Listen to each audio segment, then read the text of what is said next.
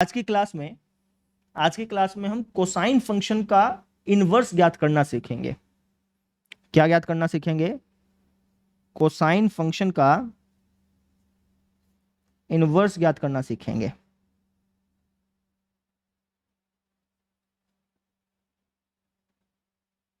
Inverse कह लो या फिर प्रतिलोम कह लो या फिर व्युत्क्रम कह लो, तीनों का मतलब सेम है। ठीक है,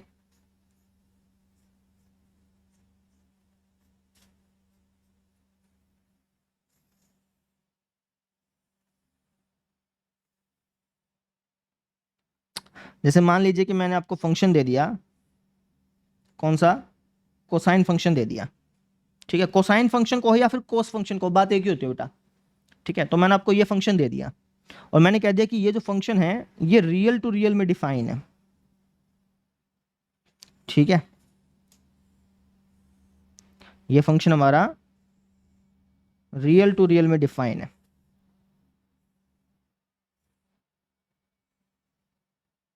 रियल टू रियल में डिफाइन, इसका क्या मतलब हुआ भाई?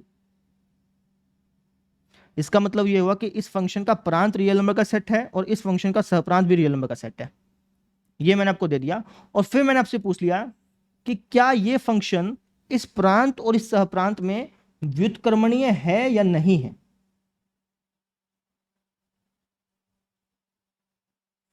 क्या ये फंक्शन इस प्रांत और सहप्रांत में व्युत्क्रमणीय है या नहीं है, मैंने आपसे ये पूछ लिया। तब कैसे बताएंगे?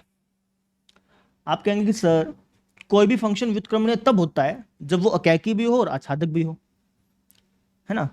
तो अगर आप हमसे ये पूछो कि ये फंक्शन इस प्रांत और सहप्रांत में व्युत्क्रमणीय है या नहीं है, ये हम तभी बता पाएंगे जब हम ये चेक करें कि ये फंक्शन इस प्रांत और सहप्रांत में अकैकी है या नहीं है ना, और ये फंक्शन इस प्रांत और सहप्रांत में आच्छादक है या नहीं है।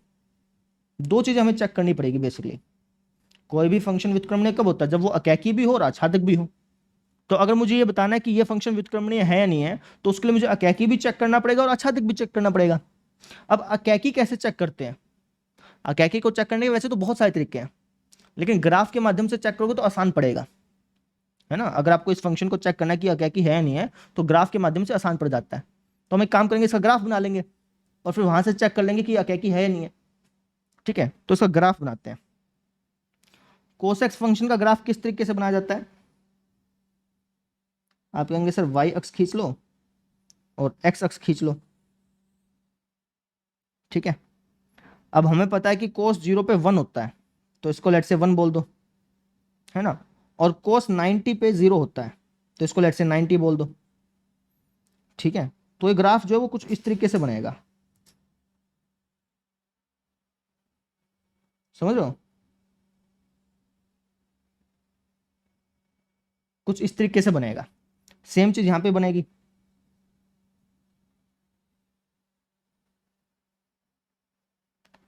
ठीक है,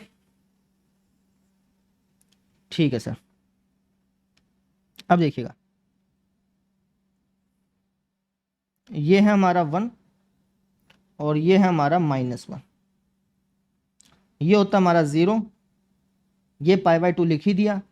ये होता है हमारा पाई, ये होता है हमारा 3π/2 और ये पॉइंट होता है हमारा 2π। सेम इस तरफ भी आएगा, -π/2 माइनस का पाई माइनस का 3π/2 और माइनस का 2π। तो ये हमने कोस फंक्शन का ग्राफ बना दिया। अब मुझे चेक करना है कि ये फंक्शन इस प्रांत और सहप्रांत के लिए अकैकी है या नहीं है। तो अकैकी चेक करने के लिए हम क्या करते हैं? क्षैतिज रेखाएं खींच लेते हैं, है ना। 2-3 क्षैतिज रेखाएं खींच लिया करो। और क्षैतिज रेखाएं कहां पे खींचनी है? क्षैतिज रेखाएं आपको इस इंटरवल में खींचनी है। ठीक है ना, जो इंटरवल यहां पे देखा है इसमें क्षैतिज रेखाएं खींचिए। यहां पे क्या गया, यहां पे क्या दिया गया है? यहां पे दिया गया रियल नंबर का सेट, मतलब कि क्षैतिज रेखाएं आप पूरे के पूरे ग्राफ पर खींचेंगे।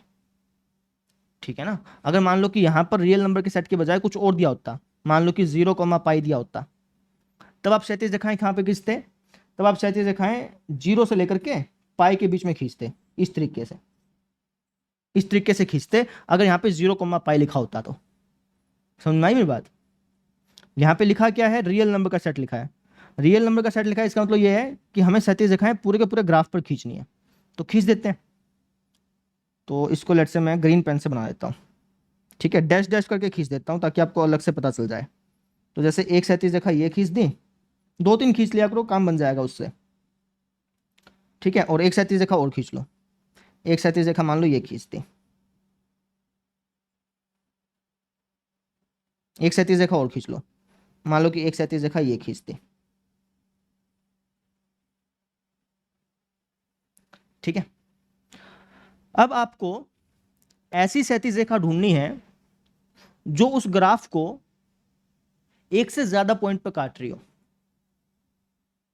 आपने क्षैतिज रेखाएं खींच दी ना, अब आपको ऐसी क्षैतिज रेखा ढूंढनी है जो उस ग्राफ को एक से ज्यादा पॉइंट पर काट रही हो। अगर आपको एक भी ऐसी क्षैतिज रेखा मिल जाती है, अगर आपको एक भी ऐसी क्षैतिज रेखा मिल जाती है जो उस ग्राफ को एक से ज्यादा पॉइंट पर काट रही है, तो इसका यह मतलब होता है कि वो फंक्शन अकैकी नहीं है। वापस समझो भाई, अकैकी चेक करने के लिए आप क्या करोगे, बहुत सारी क्षैतिज रेखाएं खींच लोगे, बहुत सारी मतलब 2-3 खींच लेना, खींच ली। अब उसके बाद आप ये देखोगे कि क्या यहां पे एक भी ऐसी क्षैतिज रेखा है जो कि ग्राफ को एक से ज्यादा पॉइंट पे काट रही है। तो आप कहेंगे सर बिल्कुल है, यहां पे दिख भी रहा है, ये क्षैतिज रेखा भी ऐसी है, ये क्षैतिज रेखा भी ऐसी है, और ये क्षैतिज रेखा भी ऐसी है जो कि इस ग्राफ को अलग अलग पॉइंट्स पर काट रही है, एक से ज्यादा पॉइंट्स पर काट रही है, ये हमें दिख रहा है, ठीक है। अगर आपको एक भी क्षैतिज रेखा ऐसी मिल जाती है, एक भी, जरूरी नहीं कि सारी क्षैतिज रेखाएं काटे, मैं कह रहा हूं कि एक भी क्षैतिज रेखा अगर आपको ऐसी मिल गई जो कि उस ग्राफ को एक से ज्यादा पॉइंट पर काट रही है, एक से ज्यादा पॉइंट पर काट रही है, तो इसका मतलब ये होता है कि वो फंक्शन अकैकी नहीं है, ठीक है। तो हमें यहाँ पे अगर देखें तो यहाँ पे हमें पहली क्षैतिज रेखा ही ऐसी मिल जाती है जो कि इस ग्राफ को अलग अलग पॉइंट्स पे काटती है, ये पॉइंट पे भी काट रही है, ये पॉइंट पे काट रही है, ये पॉइंट पे काट रही है, ये पॉइंट पे काट रही है, ये पॉइंट पे काट रही है, ये पॉइंट पे, समझ लो ये चीज होगी, क्लियर होगी बात समझ में। तो इसका मतलब ये हुआ कि ये जो फंक्शन है अकैकी नहीं है। क्यों अकैकी नहीं है, क्योंकि ये अलग अलग इनपुट पर सेम आउटपुट दे रहा है। अगर मान लो कि कोर्स के अंदर मैं ये वाला पॉइंट इनपुट के तौर पे ढालता हूँ, ये वाला पॉइंट, तो इसके लिए भी आउटपुट क्या देगा, ये देगा, है ना। मैंने कोर्स के अंदर मान लो कि ये पॉइंट इनपुट के तौर पे ढाला, ये वाला पॉइंट, समझो ये वाला पॉइंट, तो इसके लिए भी आउटपुट क्या देगा, यही देगा। सुनो, अलग अलग इनपुट पे हमें सेम आउटपुट देखने को मिल रहा है, आई बात समझ में, इसलिए ये अकैकी नहीं है, तभी हम क्षैतिज रेखा खींचते हैं। क्लियर हुई बात, समझ में आई। तो हमें ये पता चल गया कि ये जो फंक्शन है ये इस प्रांत और इस प्रांत के लिए अकैकी नहीं है। अकैकी नहीं है तो आपको आच्छादित चेक करने की जरूरत भी नहीं है, आप सिंपली कह दो कि भैया ये व्युत्क्रमणीय नहीं है, क्योंकि व्युत्क्रमणीय होने के लिए दोनों का होना जरूरी है, अकैकी का भी और आच्छादित का भी। अगर इनमें से एक भी नहीं हुआ तब ये व्युत्क्रमणीय नहीं होगा। क्लियर होगी बात, समझ में आई, ठीक है। लेकिन फिर भी मैं आपको आच्छादित निकाल के दिखा देता हूं समझने के लिए। आच्छादित कैसे निकालते हैं, आप कहेंगे सर आच्छादित का पता करने के लिए हम सहप्रांत और परिसर ज्ञात करते हैं। अगर सहप्रांत और परिसर बराबर होते हैं तब तो वो फंक्शन आच्छादक होता है, नहीं तो आच्छादक नहीं होता। ये बात मैंने आपको बताई थी। कोई भी फलन किसी प्रांत और सहप्रांत में आच्छादक तब होता है जब सहप्रांत और परिसर बराबर हो। तो आच्छादक का पता करने के लिए हम सहप्रांत और परिसर ज्ञात करेंगे। सहप्रांत क्या है, सहप्रांत है सर हमारा रियल नंबर का सेट, इसको सहप्रांत बोलते हैं, ठीक है सर। और परिसर क्या है, परिसर हम फंक्शन से निकालते हैं, जो फंक्शन में दे रखा है ना, फंक्शन से और प्रांत से। प्रांत का भी रोल होता है बेटा परिसर में, ठीक है ना। मैं पिछले लेक्चर में ये बात बताई नहीं थी, अब बता देता हूं, ध्यान से सुनना। पिछले लेक्चर में इसकी जरूरत भी नहीं पड़ी थी वैसे तो, है ना, क्योंकि कोई गलती नहीं हुई थी, लेकिन गलती हो सकती है कभी तुमसे। ध्यान से सुनो, परिसर निकालने के लिए आपको फंक्शन की भी जरूरत पड़ेगी और उसके प्रांत की भी जरूरत पड़ेगी। परिसर जो है वो बिना प्रांत के नहीं निकल सकता, ये चीज आप ध्यान रख लीजिए। परिसर निकालने के लिए प्रांत की जरूरत पड़ेगी ही पड़ेगी। क्यों सर जी, क्योंकि परिसर का मतलब क्या होता है, परिसर का मतलब ये होता है कि वो जो फंक्शन का ग्राफ है वो कितना ऊपर नीचे जा रहा है, फंक्शन का ग्राफ कितना ऊपर नीचे जा रहा है, ठीक है। अब अगर मैं आपसे कह दूं कि भाई मुझे है ना साइन एक्स का परिसर बता, अगर मैं आपसे ये कह दूं तो आप क्या बताओगे, -1,1, ठीक है। जब मैं आपसे पूछ रहा हूं ना कि साइन एक्स का परिसर बता, तो इसका ये मतलब है कि मैं आपसे ये पूछ रहा हूं कि साइन एक्स का इस प्रांत में परिसर बता, ठीक है ना। इसका ये मतलब होता है बच्चे, रियल नंबर के सेट में परिसर बता, मतलब कि पूरे ग्राफ में, पूरे ग्राफ को देख करके बता कि पूरा का पूरा ग्राफ जो है वो कितना ऊपर नीचे जा रहा है। तो आपने बताया जी -1 से 1 तक जा रहा है, ठीक है। लेकिन अगर मैं आपसे कह दूं कि साइन एक्स का इस इंटरवल में परिसर बता। ठीक है ना, तो आपको 0 से पाई के बीच में देखना है कि 0 से पाई के बीच में वो ग्राफ कहां कहां जा रहा है। समझ में आई मेरी बात?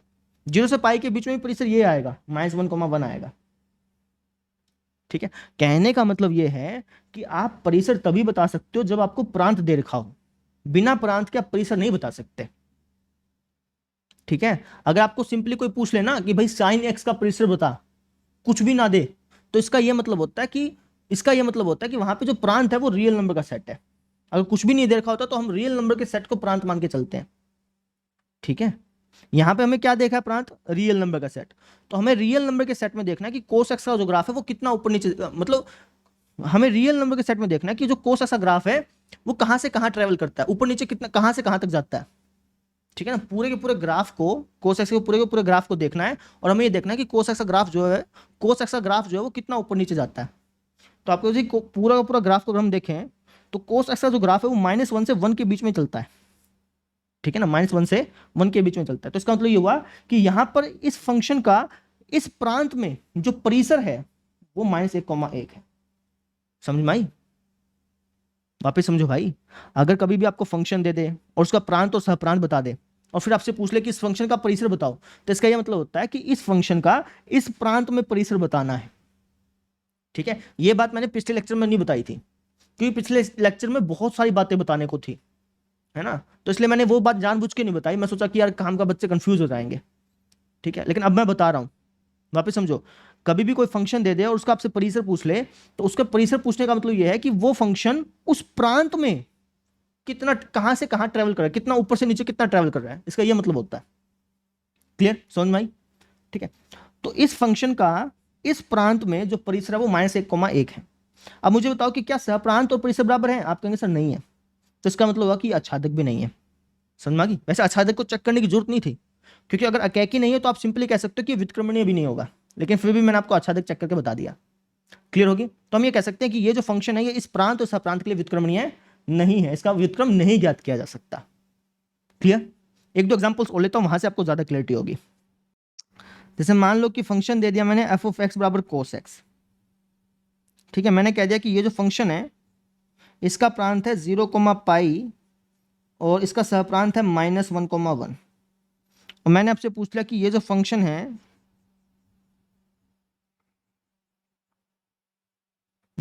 है ये व्युत्क्रमणीय है या नहीं है।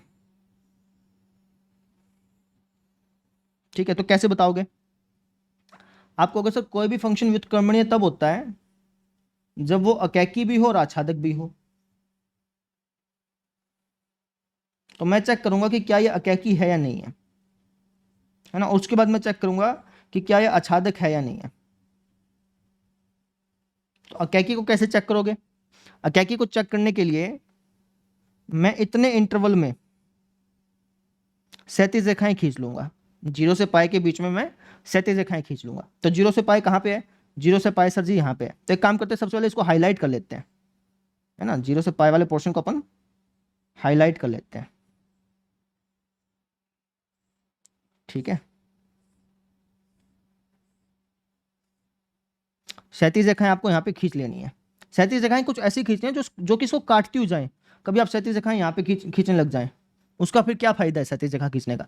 37 रेखाएं ऐसे खींचते हैं जो इसको काटती हुई जाए भाई, समझो, इतने पोर्शन को काटती हुई जाए। तो जैसे मान लो कि मैंने एक ये 37 रेखा खींच ली, एक ये 37 रेखा खींच ली, 2-3 और खींच लो, समझ में आ जाएगा तुमको। एक ये 37 रेखा खींच ली और एक ये 37 रेखा खींच ली। ठीक है, ये ग्राफ थोड़ा सा अच्छी तरह से बनाना। कभी तुम ग्राफ को कुछ ऐसे बना दो, ऐसे बना दो। ठीक है, ग्राफ अगर अच्छी तरह बनाओगे तो फिर वहाँ पे समझ में आ जाएंगी चीज़ें। तो ग्राफ अगर आप थोड़ा सा अच्छी तरह बनाओगे तो आपको फिर वहाँ पे क्लियरली समझ में आएगा। तो हमने क्या किया, इस इंटरवल में 37 रेखाएं खींच ली। अब कोई भी फंक्शन अकैकी कब होगा? कोई भी फंक्शन अकैकी तब होगा जब ये 37 रेखाएं जो आपने खींची है ना, ये सभी की सभी 37 रेखाएं इस ग्राफ को एक ही पॉइंट पर काटती हुई जाएं। आपको कोई भी ऐसी 37 रेखा ना मिले जो कि इस ग्राफ को एक से ज्यादा पॉइंट पर काट रही हो। ठीक है ना, आप देखिए ये सभी की सभी 37 रेखाएं इस ग्राफ को एक ही पॉइंट पे काट रही हैं। आपको एक भी ऐसी क्षैतिज रेखा नहीं मिलेगी जो इस ग्राफ को एक से ज्यादा पॉइंट पे काट रही हो। तो इसका ये मतलब हो गया कि इस प्रांत और इस सहप्रांत के लिए ये फंक्शन अकेकी है, क्योंकि हर एक इनपुट के लिए एक अलग आउटपुट आपको देखने को मिलेगा। अगर मान लो कि मैं ये इनपुट ढालता हूं तो इसके लिए ये आउटपुट देखने को मिलेगा, ठीक है ना। अच्छा, ये इनपुट ढालता हूं तो मुझे ये आउटपुट देखने को मिलेगा, ये इनपुट ढालता हूं तो मुझे ये आउटपुट देखने को मिलेगा। तो हर एक इनपुट के लिए अलग अलग आउटपुट देखने को मिल रहा है मेरे को, ठीक है ना, इस इंटरवल में। तो इसलिए ये फंक्शन इस इंटरवल में, या फिर आप कह लो कि ये फंक्शन इस प्रांत और इस सहप्रांत के लिए अकेकी है। क्लियर, समझ में आई? ठीक है भाई, अकेकी तो चेक कर लिया। अब आच्छादक कैसे चेक करोगे? आच्छादक को चेक करने के लिए आप सहप्रांत और परिसर निकाल लोगे। आप चेक करोगे कि क्या सहप्रांत और परिसर बराबर है या नहीं है। ठीक है, सहप्रांत क्या है? सहप्रांत तो सर जी ये है हमारा -1,1,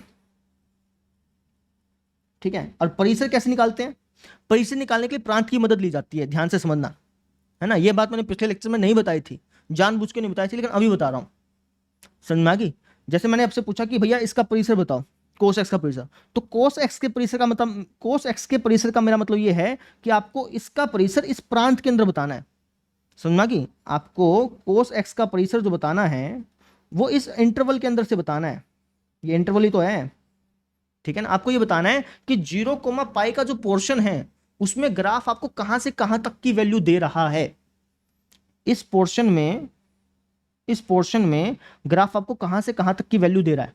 जो ग्राफ है वो कितना ऊपर नीचे जा रहा है ये बताना है बेसिकली। तो आप कहेंगे सर ग्राफ जो है वो उसकी हाईएस्ट पॉइंट जो है वो 1 है और लोवेस्ट पॉइंट जो है वो -1 है, यानी ग्राफ जो है आपको -1 से लेकर के 1 तक के बीच की वैल्यू आपको प्रोवाइड कर रहा है। इसका ये मतलब हो गया, ठीक है। तो परिसर भी हमारा क्या हो गया, -1,1। क्या ये बराबर है कि नहीं है? बिल्कुल बराबर है। अगर सहप्रांत और परिसर बराबर हो तो वो आच्छादक होता कि नहीं होता? बिल्कुल होता है, ठीक है। तो इसका मतलब ये हुआ कि ये जो फंक्शन है वो इस प्रांत और इस सहप्रांत के लिए अकेकी भी आच्छादक भी है, इसका मतलब ये व्युत्क्रमणीय है। समझ में आई? ये चीज मैं आपसे कहना चाह रहा हूं। एक दो एग्जांपल्स और लेते हैं। जैसे मान लीजिए कि मैं आपको फंक्शन दे देता हूं कोस एक्स, ठीक है, और मैंने कह दिया कि ये जो फंक्शन है ये हमारा कोई और इंटरवल ले लो। कौन सा इंटरवल लें? कुछ भी ले लो, पाई से 2 पाई ले लो चाहे तो तुम, ठीक है, पाई से 2 पाई ले लेते हैं। मैंने कह दिया कि भैया ये हमारा प्रांत है और ये हमारा सहप्रांत है। फिर मैंने आपसे पूछ लिया कि बताओ यार ये जो फंक्शन है वो इस प्रांत और इस सहप्रांत के लिए व्युत्क्रमणीय है या नहीं है। तो आप कहोगे सर व्युत्क्रमणीय तभी होगा जब ये फंक्शन अकेकी भी होगा आच्छादक भी होगा।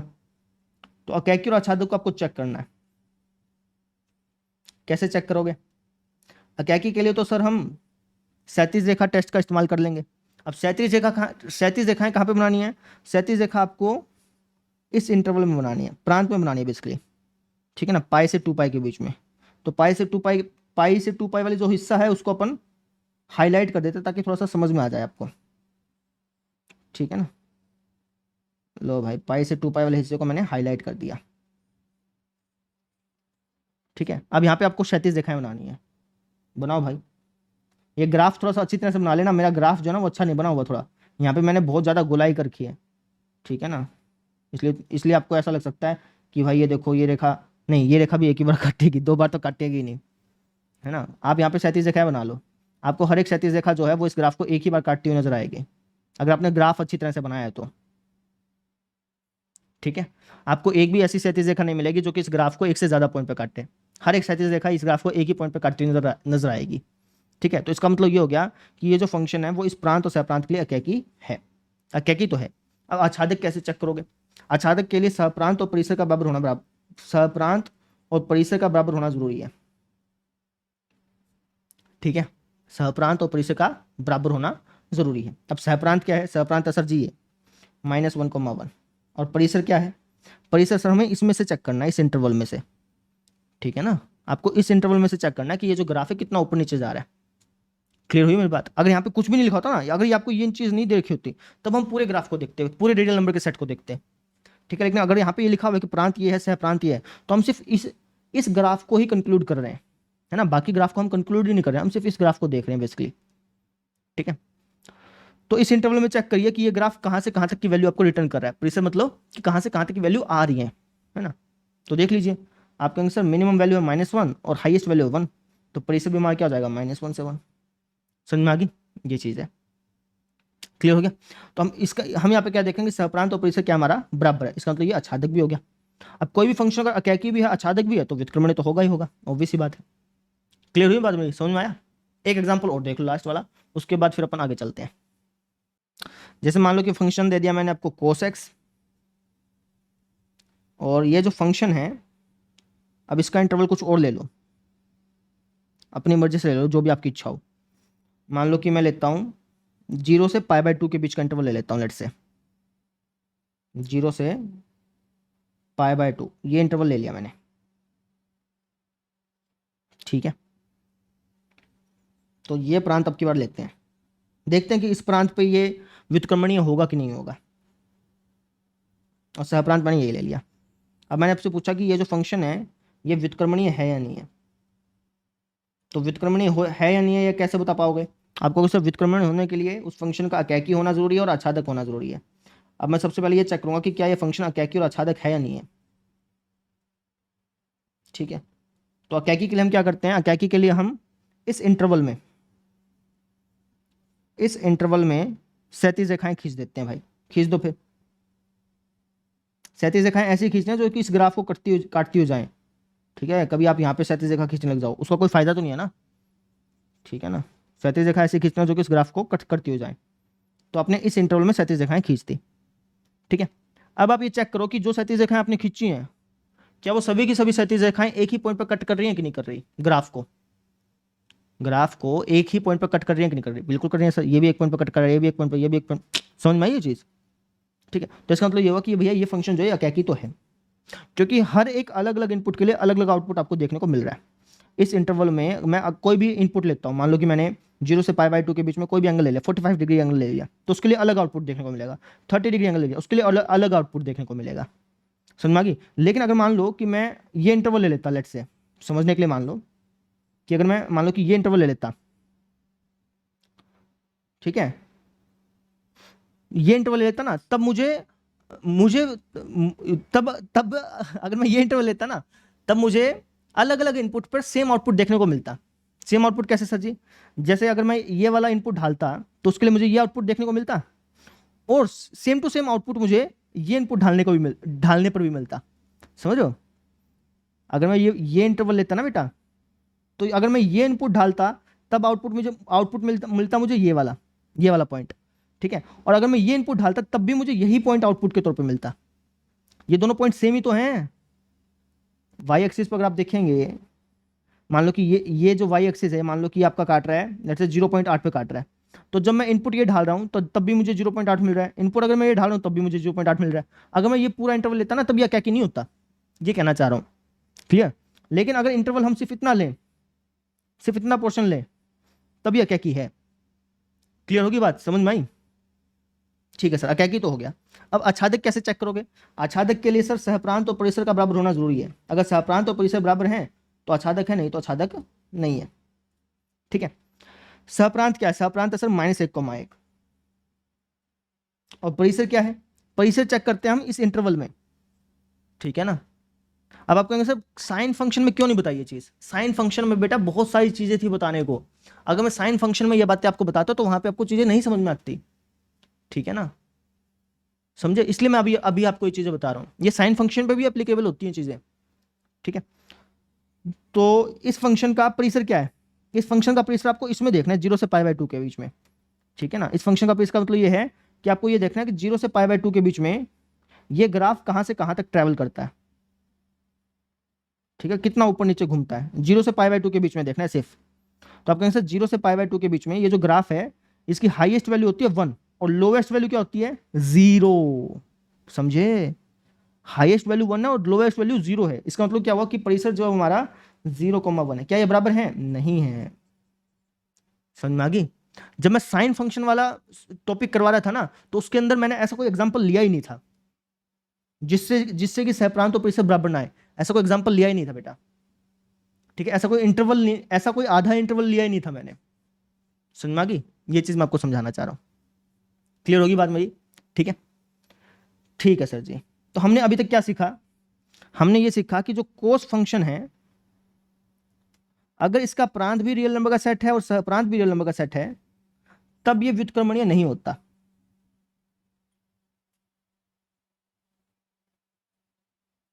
ठीक है,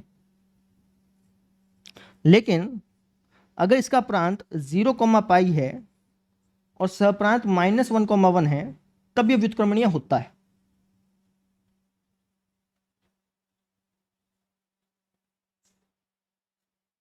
ठीक है, इसी तरीके से कोस का प्रांत अगर मैं पाई, 2 पाई ले लूं और सहप्रांत अगर मैं -1, ले लूं, तब भी ये व्युत्क्रमणीय है।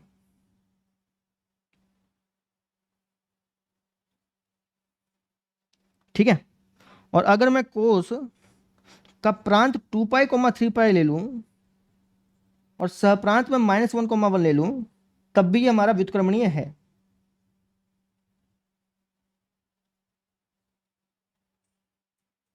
ठीक है, व्युत्क्रमणीय है इसका मतलब क्या हो गया? व्युत्क्रमणीय है इसका मतलब ये हो गया कि कोस इनवर्स एग्जिस्ट करता है। और कोस इनवर्स कहां से कहां तक एग्जिस्ट करेगा? आप कहेंगे से इसका उल्टा हो जाएगा, जो इसका प्रांत है वो इसका सहप्रांत बन जाएगा, जो इसका सहप्रांत है वो इसका प्रांत बन जाएगा, सॉरी प्रांत बन जाएगा। तो ये कुछ ऐसा हो जाएगा। ठीक है, सेम चीज इसके साथ है।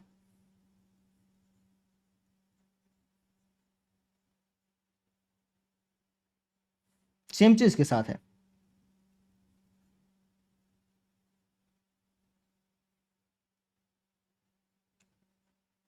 ठीक है, इसको हम क्या बोलते हैं? इसको हम कोस इनवर्स की शाखा बोलते हैं। ये भी हमारी कोस इनवर्स की शाखा है, ये भी हमारी कोस इनवर्स की शाखा है। ठीक है, और ये भी हमारी कोस इनवर्स की शाखा है। ठीक है, लेकिन किसी एक शाखा के साथ ही अपने को काम करना पड़ता है ना? ऐसे तो शाखाएं बहुत सारी हैं। ठीक है, तो कंफ्यूजन ना हो तो इसके लिए हमने क्या किया कि किसी एक शाखा को फिक्स कर दिया जिसके साथ हम काम करेंगे हमेशा। और वो शाखा कौन सी? वो शाखा ये है 0 से पाई वाली, क्योंकि इसके साथ काम करना आसान रहेगा। जीरो से 360 डिग्री वाले एंगल का मान निकालना ज्यादा आसान है कि 360 से 180 डिग्री का एंगल्स का मान निकालना ज्यादा आसान है कि 180 डिग्री से 360 डिग्री के एंगल्स का मान निकालना ज्यादा आसान है? बताओ।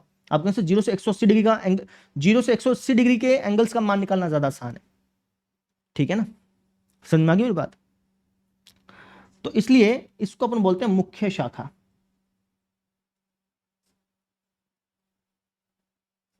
समझ में आ गई? क्लियर? ठीक है, कई इसको मुख्य मान शाखा भी बोलते हैं बेटा। तो आपकी मर्जी, आप जैसा बोलना चाहें वैसे बोल सकते हैं। मुख्य शाखा बोले, मुख्य मान शाखा बोलो, बात एक ही है। ठीक है, तो जो भी हम कोस इनवर्स का वैल्यू निकालेंगे वो हम 0 से पाई के बीच में ही निकालेंगे हमेशा। कोस इनवर्स का जो भी आंसर निकालेंगे वो हमेशा हम 0 से पाई के बीच में ही निकालेंगे। क्लियर? ठीक है सर जी। तो ये था अभी तक का कंसेप्ट। अब हम कोस इनवर्स का ग्राफ बनाना सीख लेते हैं। देखिए, हेडिंग डालो कोस इनवर्स का ग्राफ।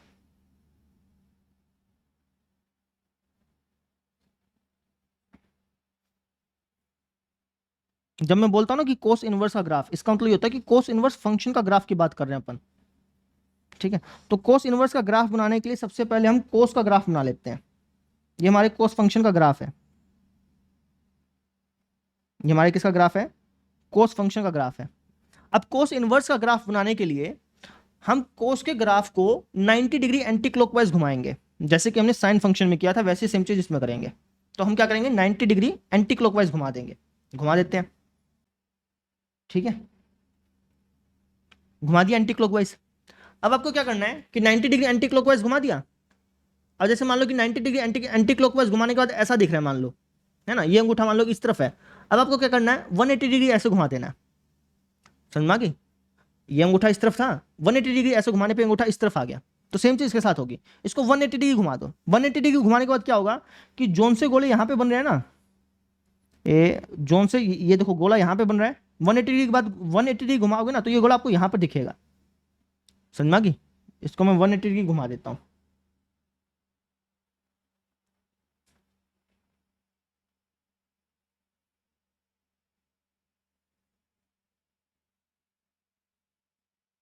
ये देखो, ये गोला यहां से आ रहा है ना, 180 डिग्री घुमाने के बाद ये गोला अपने को यहां से दिखेगा।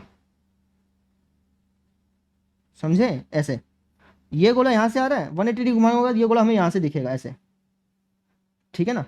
ये गोला यहाँ से जा रहा है तो 180 डिग्री घुमाने के बाद गोला, ये गोला यहाँ से जाता हुआ दिखेगा। समझ में आ गई? ऐसे हो जाएगा। समझ में आई? ठीक है। अब बस एंगल डाल दो, जो यहाँ पे एंगल है वही एंगल यहाँ पे डाल दो। ठीक है, यहाँ पे हो जाएगा आपका -1, यहाँ पे हो जाएगा आपका 1। ये है हमारा क्या, π/2। यहाँ से देख के कर लो ना, ये हमारा क्या है पाई, ये हमारा क्या है 3π/2, और ये हमारा क्या है, ये नहीं है, ये है सॉरी, ये हमारा क्या है 2π। ठीक है, सेम चीज नीचे की तरफ, ये हो जाएगा हमारा -π/2, माइनस का पाई, माइनस का 3π/2 और माइनस का 2π, ऐसा हो गया। ठीक है, ये जो आपका ग्राफ बना है ना, ये आपका ग्राफ कोस इनवर्स रिलेशन का है, फंक्शन का नहीं है, कोस इनवर्स रिलेशन का ग्राफ है। रिलेशन का कैसे है सर जी? रिलेशन का इसलिए है क्योंकि ये फंक्शन की डेफिनेशन को सेटिस्फाई नहीं कर रहा। ठीक है ना, किसी भी ग्राफ को देख करके हम ये कैसे पता लगा सकते हैं कि वो फंक्शन का ग्राफ है कि रिलेशन का ग्राफ है? उसके लिए भी एक ट्रिक होती है। ट्रिक क्या होती है? उस ट्रिक को बोलते हैं वर्टिकल लाइन टेस्ट, ऊर्ध्वाधर रेखा टेस्ट। ठीक है ना, ऊर्ध्वाधर रेखा टेस्ट की मदद से हम ये पता कर सकते हैं कि जो ग्राफ हमें दे रखा है वो फलन का है या नहीं है। जिस तरीके से क्षैतिज रेखा टेस्ट से हम ये पता करते हैं कि वो जो ग्राफ हमें दे रखा है वो अकैकी है या नहीं है। अकैकी को चेक करने के लिए क्षैतिज रेखा टेस्ट है, और फलन को चेक करने के लिए, फलन है या नहीं है, उसके लिए ऊर्ध्वाधर रेखा टेस्ट है। समझ में आई? तो ऊर्ध्वाधर रेखा टेस्ट में क्या करते हैं हम, है ना, ऊर्ध्वाधर रेखाएं खींच लेते हैं ऐसे, समझे? 2-3 खींच लो, 2 ये मैंने खींच ली। ठीक है, अब आप ये चेक करो कि ये जो ऊर्ध्वाधर रेखाएं हैं ये इस ग्राफ को एक पॉइंट पर काट रही हैं या एक से ज्यादा पॉइंट पर काट रही हैं। अगर ये ग्राफ को एक पॉइंट पर काट रही हैं तब तो ये फलन है। अगर ये ग्राफ को एक से ज्यादा पॉइंट पर काट रही है तब ये फलन नहीं है। अगर आपको एक भी ऐसी रेखा मिल जाती है जो कि इस ग्राफ को एक से ज्यादा पॉइंट पर काट रही है, अगर आपको एक भी ऐसी ऊर्ध्वाधर रेखा मिल जाती है जो कि इस ग्राफ को एक से ज्यादा पॉइंट पर काट रही है तो ये फलन नहीं है। आप देख लीजिए, ये जो रेखा है ये इस ग्राफ को बहुत सारे पॉइंट्स पर काट रही है, तो ये फलन नहीं है।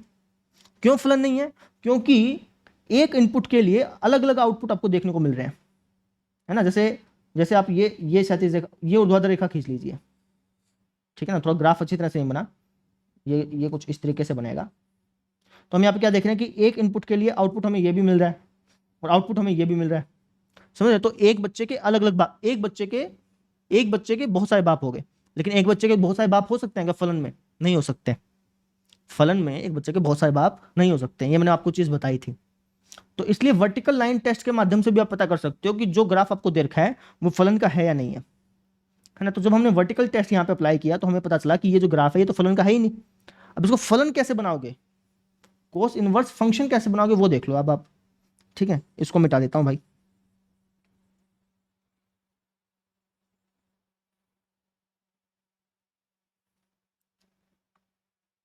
कोस इनवर्स फंक्शन बनाने के लिए मैं इस ग्राफ को रेस्ट्रिक्टेड कर दूंगा। कहां तक रेस्ट्रिक्ट करना है सर? आपको इस ग्राफ को 0,π तक रेस्ट्रिक्ट करना है। 0,π तक ही क्यों? क्योंकि मुख्य शाखा के अंदर भी यही हमारा परिसर था। ठीक है ना, तो इसलिए हम क्या करेंगे 0,π तक इसको रेस्ट्रिक्ट कर देंगे। कर देते हैं सर, तो मिटा दो 0,π तक।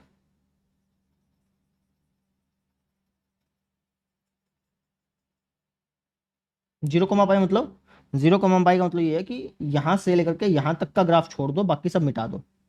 ठीक है ना, इतना पोर्शन छोड़ दो, इसको हाईलाइट भी कर देता हूं। इतना पोर्शन छोड़ दो 0 से π वाला ग्राफ का, और बाकी सब मिटा दो।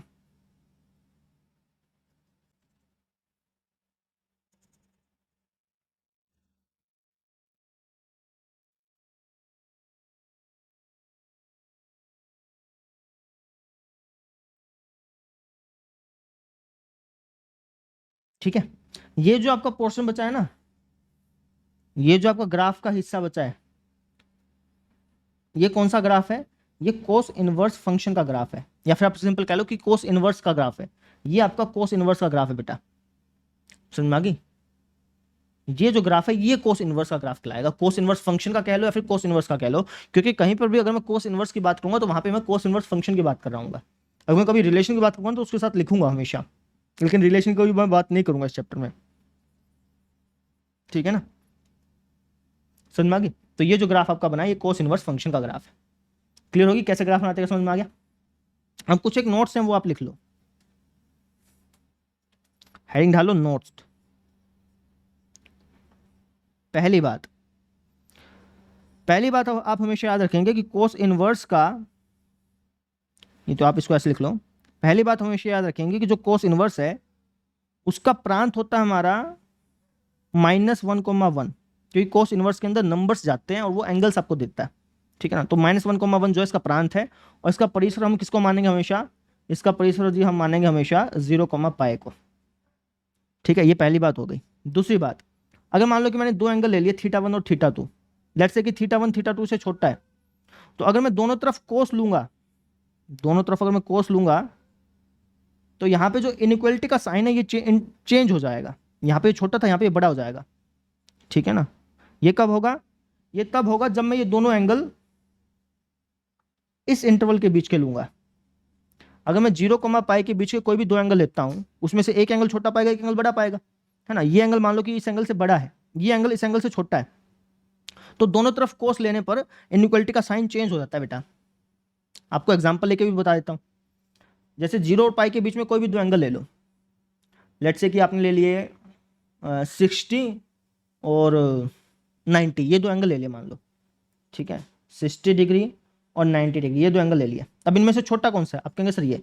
अब दोनों तरफ अगर मैं कोस लगाऊंगा ना तो ये इनइक्वलिटी का साइन बदलेगा, पक्की बात है। दोनों तरफ अगर मैं कोस लगाऊंगा तो कोस 60 का जो मान है ना वो पक्की बात है कोस 90 के मान से बड़ा ही आना है 100%। आप चाहे तो इसको सोल्व करके देख लो।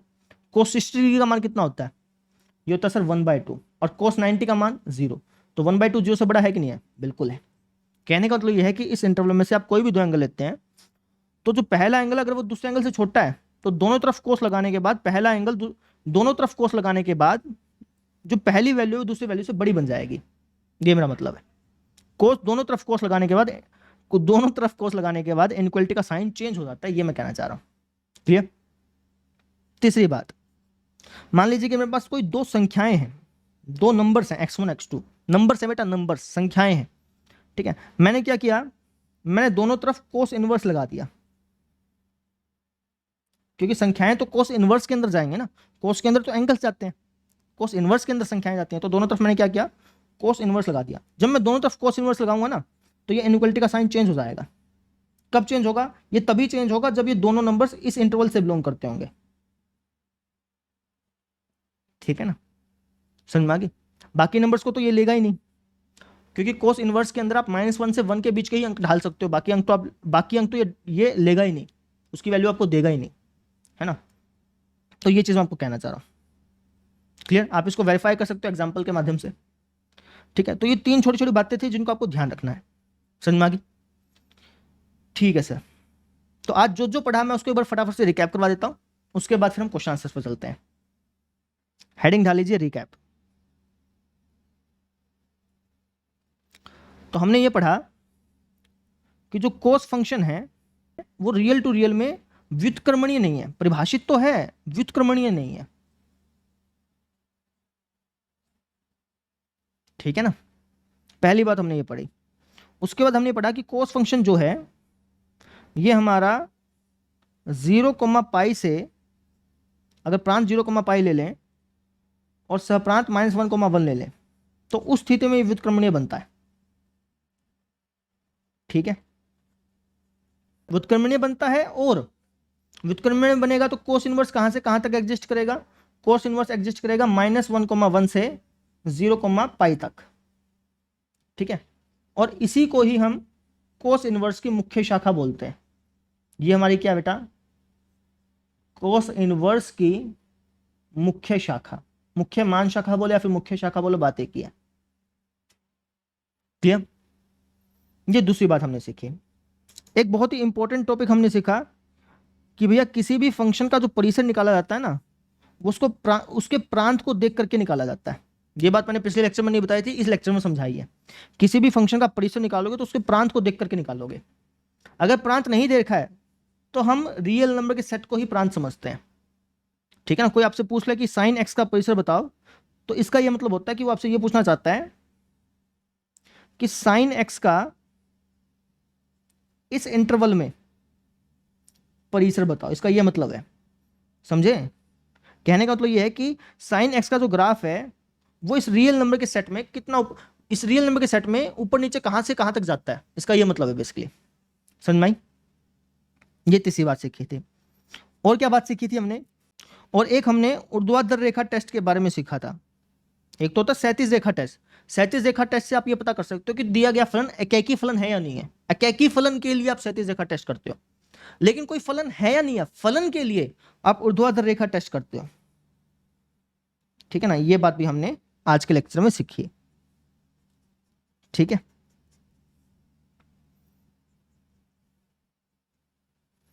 क्लियर होगी बात मेरी? ठीक है सर, तो यही मुख्य मुख्य बातें थी जो कि आज के लेक्चर में हमने सीखी है ना? तो अब मैं आपको क्वेश्चंस करवाता हूं। ठीक है, चलिए।